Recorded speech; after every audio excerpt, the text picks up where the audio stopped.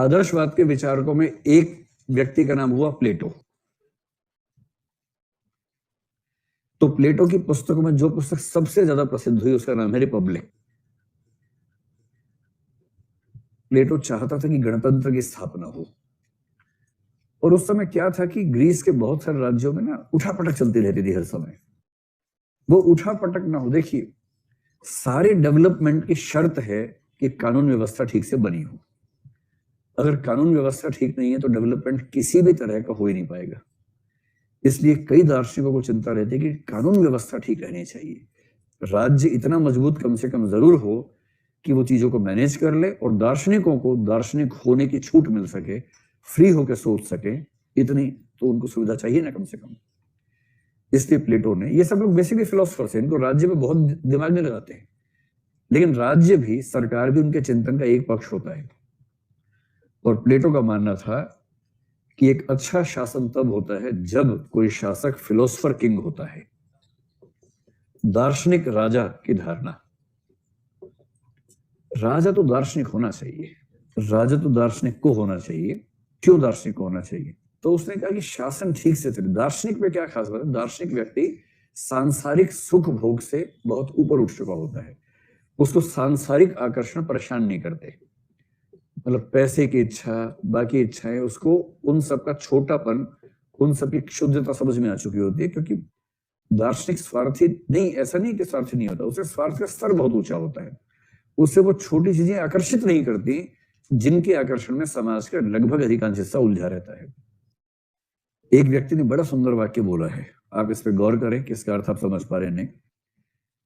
संत वह नहीं है जो संसार से हार मान लेता है, संत वह है जो अगर संसार में आ जाएगा तो सबको हरा देगा, पर उसको पहले से पता है कि इस रेस में दौड़ना ही बेवकूफी है।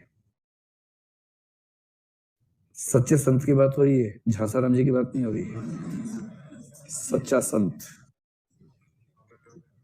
सच्चा संत वो होता है, वो संसार से भागता नहीं, उसको संसार से दिक्कत नहीं कि मैं संसार में जाऊंगा, नौकरी करूंगा, व्यापार करूंगा, चल पाऊंगा या नहीं चल पाऊंगा, ये सब मामला नहीं है।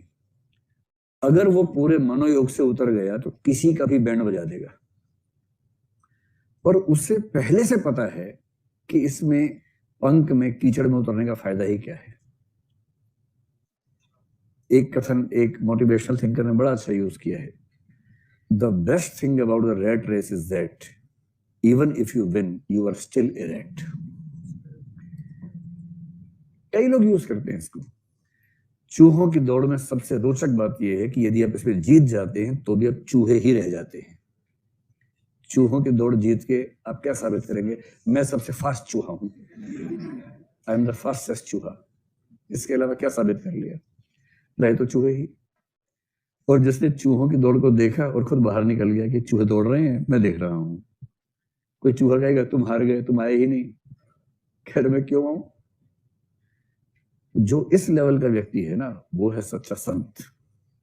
फिलोसफर किंग उस लेवल का व्यक्ति है, उसे वो वासनाएं प्रभावित नहीं करते जिन वासनाओं के लोग जान दिए रहते हैं। पैसा कमा ले, ये कर ले, वो कर ले, सत्ता कमा ले, ये सब उसको परेशान नहीं करता, प्रभावित नहीं करता है। ऐसे बहुत सारे आईएएस हैं जिनको लाल बत्ती प्रभावित नहीं करती है। लाल बत्ती मिलती है, अब तो खैर नहीं मिलनी बंद हो गई, जब थी तब भी यूज भी करना ही पड़ता था उनको, लेकिन उनको कभी वो चार्म नहीं रहता कि मेरे पास ये अधिकार है। ऐसे कई आईएएस आईपीएस होते हैं जो अपने मातहत लोगों को बोलते हैं कि सलाम मत ठोकना मुझे भूल के भी। जब वो उतरते हैं ऑफिस जाते को सलाम ठोके, पहले उसी खबर लेते, क्यों सलाम ठोका? नहीं, ठीक से बात करो, नमस्ते करो, बस, और कुछ नहीं करना है। मतलब मैं आईएएस बन गया तो तुम बोने थोड़ा ना हो गए, तुम मनुष्य से नीचे थोड़ा ना चले गए, तुम भी मनुष्य हो, मैं मनुष्य हूं। संयोग से मैंने एक एग्जाम दिया, संयोग से पास हो गया, तुम्हें वो परिस्थितियां नहीं मिली, मौका नहीं मिला, नहीं बन पाई। इतना ही तो अंतर है। इतने अंतर पे एक मनुष्य दूसरे मनुष्य को सलाम ठोके, रात दिन जी हजूरी करे। जी हजूरी करने वाले की तो मजबूरी है, जो करवा रहा है उसके टुच्चेपन पे गौर कीजिए। जिसको दूसरों से सलाम ठुकवाना अच्छा लगता है उसके हल्केपन पे गौर कीजिए। वो कितना चीप किस्म का इंसान है कि उसके सामने दूसरा इंसान अपनी पूरी इज्जत को दांव करके सलाम ठोकता है और वो उसको एंजॉय करता है। जो कायदे का इंसान होगा ना, फिलोसफर किंग, उसे इन हल्की चीजों में सुख नहीं मिलता है, मुक्त है इन चीजों से। और जो इन चीजों से मुक्त होगा वो करप्ट क्यों होगा, लालची क्यों होगा, वो अपने निजी हित के लिए देश का नुकसान क्यों करेगा। और इसलिए प्लेटो ने कहा, प्लेटो को हम विस्तार में पढ़ेंगे आगे चलकर, प्लेटो ने कहा कि 3 तरह के लोग हैं, एक साहसी लोग हैं, एक व्यापारी लोग हैं, एक ऐसे लोग हैं जो ज्ञानी लोग हैं। ज्ञानी में से एक व्यक्ति राजा बन जाएगा तो बेहतर रहेगा, क्योंकि फिलोसफर व्यक्ति को बहुत असर नहीं पड़ता है। दूसरा, जो फिलोसफर व्यक्ति है उसमें न्याय का सद्गुण होता है। और प्लेटो ने कहा कि जो एक सद्गुण सबसे महान है वो न्याय है, जस्टिस है। जस्टिस व्यक्ति में भी होना चाहिए, राज्य में भी होना चाहिए। तो राजा यदि जस्टिस करने की स्थिति में है तो वो राज्य अच्छा ही चलेगा। इसलिए फिलोसफर किंग होना बहुत जरूरी है। उसने कहा 3 तरह के लोग हैं, कुछ साहसी हैं, योद्धा किस्म के लोग हैं, कुछ व्यापारी हैं जो लालची किस्म के लोग हैं। यदि आपने किसी व्यापारी व्यक्ति को राजा बना दिया तो वो देश को बेच खाएगा, अपने स्वार्थ के लिए देश को बेच देगा। और यदि आपने किसी योद्धा व्यक्ति को राजा बना दिया तो वो अपने हार्मोन्स को कंट्रोल ना करने की वजह से युद्ध में झोंक देगा देश को। तो एक बेच खाएगा, एक युद्ध में झोंक देगा। और ऐसा राजा क्यों चाहिए जो अपने स्वभाव को कंट्रोल ना करने की वजह से अपने देश को बेच दे या अपने देश को युद्ध में झोंक दे। इसलिए कहते हैं आप जितने ऊंचे पद पर हैं उतना शांत होना सीख जाइए। चंद्रमा को मस्तक पे धारण कर लेना चाहिए एकदम। जितने ऊंचे पद पे हो उतना झुक के रहो। आपको लोग बहुत गालियां देंगे, बहुत बुरा मानेंगे, नाराज होंगे। ऊंचा होने का एक ही मतलब है, हर किसी की नाराजगी को बहुत प्रेम से सहन करने की ताकत।